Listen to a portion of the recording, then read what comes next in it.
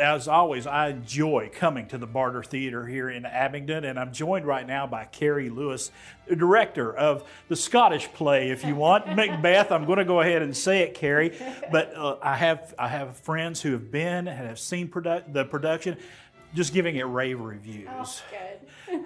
For you, what's it like? This is just an iconic play. I mean, just talk to us about directing this here at Barter. Sure, yeah. Well, I've actually been with this play a long time. I actually first directed it for the Barter Players many years ago. I've been in productions. This is the fourth time I've directed it. Wow. So I have quite a history with the play. And so this time, as always, our focus is to make it really clear what's happening, what's the story, what are people saying. You know, sometimes the language is old and it creates a little bit of a barrier to the ear at first.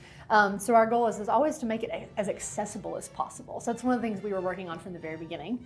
And we have this wonderful thing that we do called the Green Show at the top of every performance, where the actors come out and they talk to the audience a little bit about what they're about to see, and they go through the entire plot of the show in about 4 or 5 minutes.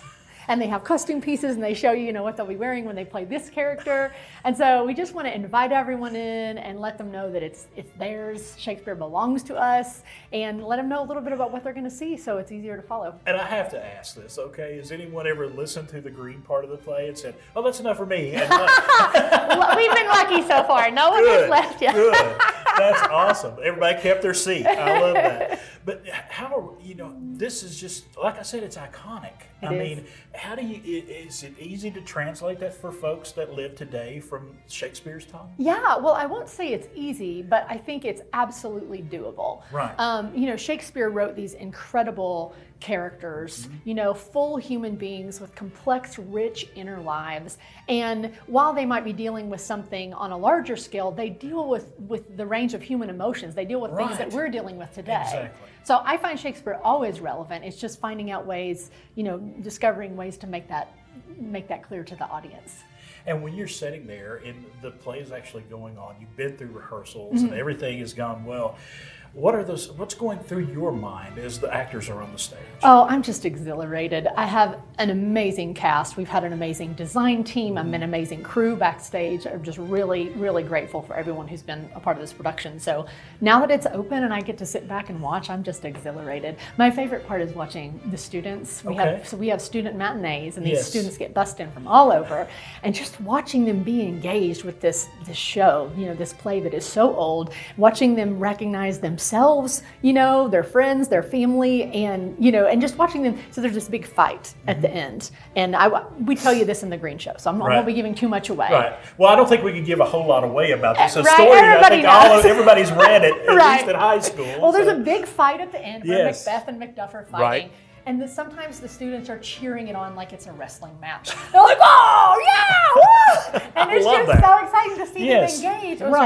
It's so exciting to see them engaged with this play. And they're not sitting there dozing off or doing any of that. It's interactive almost. Yeah. And what's great too about being at Smith is that they're so close. Right. It feels like you're right in there in the action. So it's really fun. We call it the Scottish play. We have a lot of folks here with Scots heritage. I think it kind of sings to people. It kind of resonates with people. Yeah. These stories are ours, right? Yes. And so it's wonderful to be able to do it here in Appalachia. The ultimate storyteller, Shakespeare. Absolutely. Does it feel like a weight on your shoulders when you're doing something like this with Shakespeare? It does. Yeah, because I consider it to be very important. And it's important for people to know that they can understand it. The story is something that they can reflect on. Right. So it's a big responsibility, but I'm grateful that I get the chance to do it. When somebody comes here and watches the show, what do you want them to take home with them when they go? Oh, I want them to take away that Shakespeare's stuff is, like I said, it's theirs. Right. And that these stories, they show what it's like to be a human being on some level. I want them to be able to relate to it. And so that's my hope. All right. Carrie, thank you so much for taking some time with us today. Thank you for having me. Tell us about Macbeth, the Scottish play. Great. So Macbeth will be running. Can I tell you when it's running? Absolutely. It's going to be running through the 2nd of May. So we got plenty of time. Still get tickets. We got time. Thank you so much. Thank you. Hey, folks, Amy is at another part of the theater right now. She's talking about another special show that's going on here at the Barter. Yes, thank you so much, Chris. We are right downstairs, right outside the main stage. We're here with Katie Brown talking about the other production underway right now at Barter Theatre. Katie, thanks for having us out. Absolutely. So we're excited because we're talking about Keep on the Sunny Side, which is just such a local favorite, bringing that back. And I know when you made that announcement, the response was overwhelming. That's right. There were a lot of cheers. People love this story and love this music. Well, you were saying too, people really connect to it. They have that connection to the past when it comes to hearing this iconic music. That's right. People talk about it with their grandparents, with their parents. This is something that people have really grown up with, and also that it really runs in the blood of this region in a way that's incredibly special. People talk about their experience with this play when we've done it in the past, or this music, and just sitting and feeling like they're a kid again. Well, and I love too that if you did grow up with your grandparents hearing this music and you've heard bits and pieces of the story behind the first family, this really tells that story and lets you experience why this is so powerful. That's right. You follow A.P. Carter as he starts collecting music. You see he and Sarah Carter fall in love. You see their whole story of how the Big Bang of country music happens, but from a really personal point of view. And I think that means so much to people to see it that way. Does it mean that much too to the actors who are on the stage presenting these characters? Yes, and some of them have been with this since we started it. Eugene Wolfe, for example, who a lot of people know and love. He's back as A.P. Carter. He is A.P. Carter. If you go to Macy's Springs with him, they call him A.P., you know? And there is something about hearing these words come from him. I mean, he has grown up with this music and also just loves to play this man. He was talking the other day about feeling like that A.P. Carter was the lightning that hit the mountains and how he let these songs out, and just listening to him talk about it is like poetry. And then the stage being set, and just amazing to see it all come together. When they found out that they were indeed going to be doing this again, what was the response from inside Barter? People were incredibly excited, and we've had people coming back who have been a part of this production before. And the other day I was watching them do a run of the show, and just watching them on the edges, watching each other do this music and tell these stories was incredibly emotional because of how much they love this story and love each other. And the music, such a key part of this production. I would imagine when they're on stage and one of those songs starts in, people are almost like mouthing along, you know, the lyrics. They do more than mouth. People sing along to this music. Yes, it is important to sing along, you know. There is nothing like being in a Barter audience getting to experience that. And like we were talking about before, we're going to go actually to the Carter Fold and do a couple of performances as well, which we've done in the past. And there's nothing like seeing it on that holy ground, right? Yes. You mentioned one of the actors, Eugene Wolfe, had quite a thing to say when he saw everybody kind of coming in to see that performance. Right. They talk about the first time they ever performed out at the Fold with Keep on the Sunny Side, and it looked like Field of Dreams, just cars and cars and cars and cars of people coming to see it there where the music was born. No better place, right? Yeah. Oh my goodness. And so people have a couple more weeks. It runs through May the 20th. That's right. Is it hard to wrap up this type of show when it's coming kind of toward the end? I think there'll be a lot of emotions because people love it so much. So that's going to be a really special time. But we know that this music and the recordings of this music and what this music means to this area is here to stay for a long, long time. So we know it won't be gone forever. Yeah, I mean, it was interesting too. I know you've been doing some things with like Bristol Rhythm and Roots Reunion, the museum as well. Right. To be able to have those connections and make those connections. I mean, it all happened right here. I mean, how often do you get to do that? I know. This is not only right where the music was recorded, but where the songs were collected, where and where so many people are celebrating things like the Sessions Hotel. There's so many incredible things. So we actually have a whole calendar of things people can go and do. If people come to this region from outside and want to know more about this, here's all the things you need to go see while you're here to see where this all really happened while you're seeing the show. What an incredible experience. Yeah. Well, Katie, thank you so much for joining us on the show. It's so exciting to have Keep on the Sunny Side back. We're excited too. Thanks. We're going to give everybody the information. You'll want to get your tickets now. As we said, Keep on the Sunny Side running through May 20th. And then you can also get your tickets from Macbeth. You can go to bartertheatre.com for more information on both of those productions.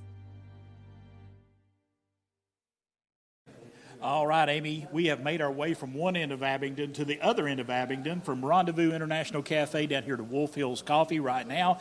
We're getting to make a grand tour of Abingdon. We are taking you to all the different places and meeting all the people that make Abingdon such a special community. Yes. And now we met up with the rest of the news crew here. Right. So our little mini reunion. But you know, Chris, just a few steps away is Summers Roof Cellar. What an amazing place. The atmosphere is Yes. amazing. You've Right. got really from the rooftop bar, which is just beautiful and bright and sunny, and then you've got that cellar downstairs, which is a whole different universe It's a whole different down there. vibe down there. You can actually have a table down there where you can watch the chef preparing your meal. Open kitchen. It is an open kitchen. I love that concept. I really do, because it's amazing. He was in there preparing fresh ramps the other day, and everybody around here knows what ramps are all about. He was putting those in some of their amazing dishes. Yeah, he said 'tis the season It for is. ramps, and he was taking advantage of that. But right now, we're going to take you inside to hear the story behind the restaurant and check out some of those menu items. Is something that from the very beginning of wanting to share this not just as an exclusive rooftop venue, but something that really everyone could come and enjoy. At one point, we came up on the roof and thought, man, this is such a nice view up here. We had this old limestone cellar, just a raw dirt floored cellar. That got the wheels turning and thinking, man, how cool would it be to have a kitchen and cellar down here and create an amazing dining destination on the roof too. During travels, and if you go into especially regions like Burgundy, France, certain areas of Italy, and you go down into these small family cellars, and it's just, there's this rock and racks and old bottles of wine, and it's just kind of a magical place. You can feel the wines breathing, and so yeah, the ability to build out a cellar and then have people be able to have dinner in that while watching the kitchen, I thought, well, this is really kind of the heart of what we're doing. This is, you're feeling, it's that connection between food and wine. I think of wine almost as a food. It's like an integral part of eating and part of the meal. The wines I choose, I do seek out wines that do have a story, that are made by someone. They come from somewhere. And that's really kind of the idea behind the wine list, is that no matter where you are on the list, there's going to be an incredible story of sacrifice and weather patterns and soil types and people that have, given their life to creating a true expression of where they are. We do want somewhere you feel a sense of escape, a sense of putting your cares on the shelf for a minute and just letting go and enjoying life for a minute. The cellar is kind of dark and moody and intimate, and then this sort of climb up into the rooftop. I think a lot of people love that. But above all, we wanted to make it so that it was really family friendly and people could really, like you said, feel totally relaxed and approachable, so that it wouldn't require taking out a small loan just to go out to eat, just so you can just unplug, relax. We can just come up and feel accepted and have a good time. To be able to, on any budget, come and experience something that is really exquisite. To not create the kind of social cutoff where this just only for the haves and the who's, but also just for regular people like us. That just love living in the mountains, and maybe you don't make a pile of money every week, but you still want to come out and enjoy yourself. Yeah. And see other people that in the community and out and rub shoulders. And it's definitely been a labor of love. It's been a team effort. Yeah. We can't take credit. This is the product of a lot of people's dedication. Yeah, talent, huge amount. And blood, sweat, and tears. Yep.